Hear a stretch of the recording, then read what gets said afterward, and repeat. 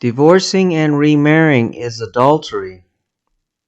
The Matthew 19:9 is not an exception clause, it is an exclusion clause, and many have been deceived and are in adultery.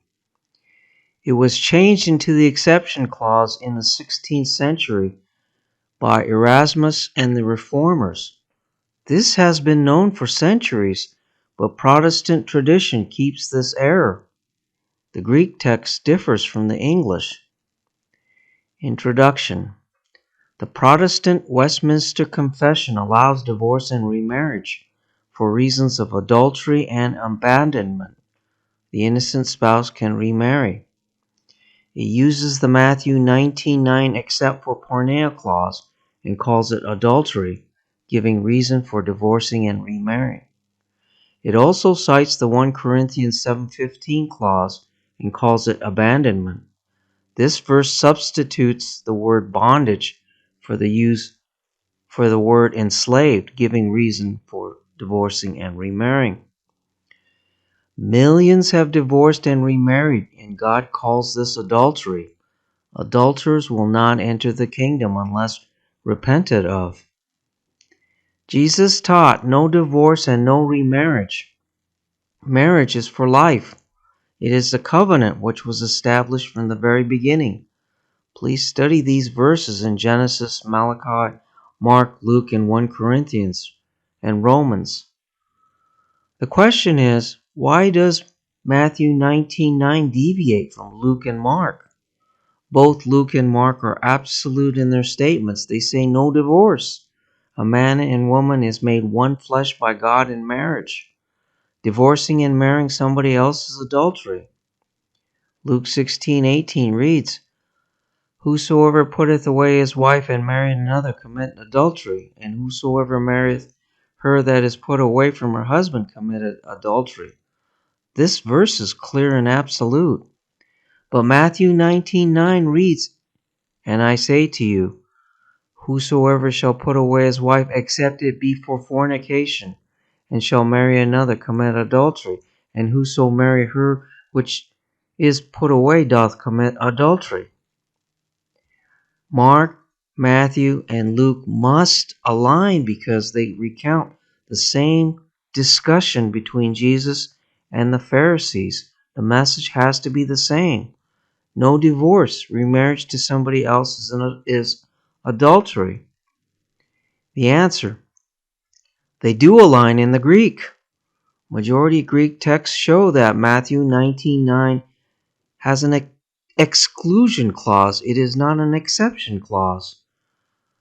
You see, Matthew goes into detail telling the Jews Deuteronomy 24 is no more, when Jesus says, But I say unto you. Deuteronomy 24 used to enable divorcing a woman, giving her a certificate of divorce for uncleanness, indecency, allowing subsequent remarriage. Today the English translations read, people have not fixed this error. And I say unto you, whosoever shall put away his wife except, if not it be for fornication, and shall marry another, commit adultery, and whoso marry her that which is put away doth commit adultery. The Greek reads, And I say unto you, whosoever shall put away his wife not for fornication, shall marry another, committeth adultery, and so on.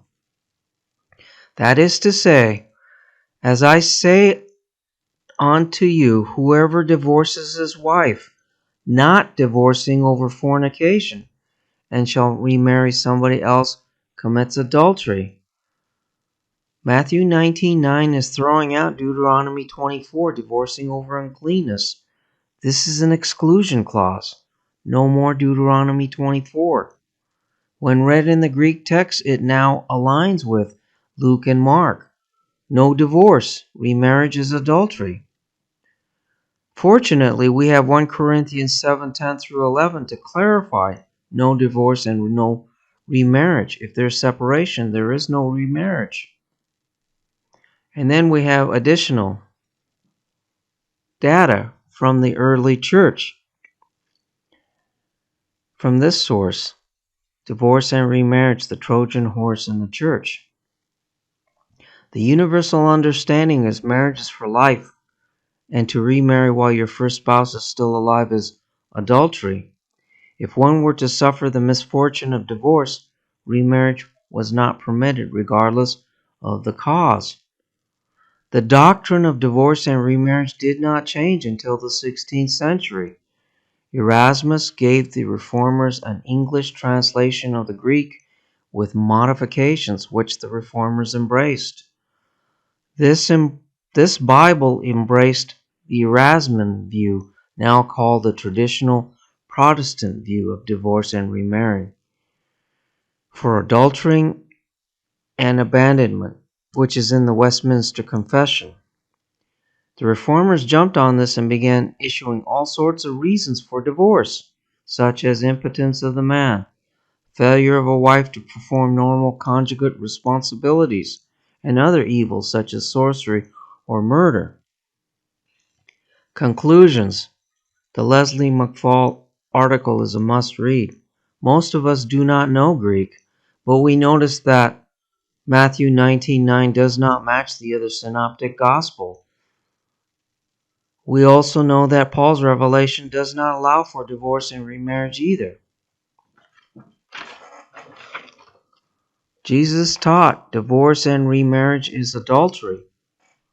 Even in the Old Testament, God hated divorce. He made them one. Jesus threw out Deuteronomy 24, divorcing and remarrying for uncleanness. The Matthew 19:9 in the Greek is an exclusion to Deuteronomy 24. There is no exception clause. It's an exclusion clause. This has been known for centuries. The English translations keep the exception clause and the bondage clause, which was changed from enslaved in 1 Corinthians 7:15 because of Protestant tradition, and this has catastrophic effects. Adulterous marriages and homosexual marriages need to be repented of. Adulterers will not enter the kingdom. They need to be dissolved.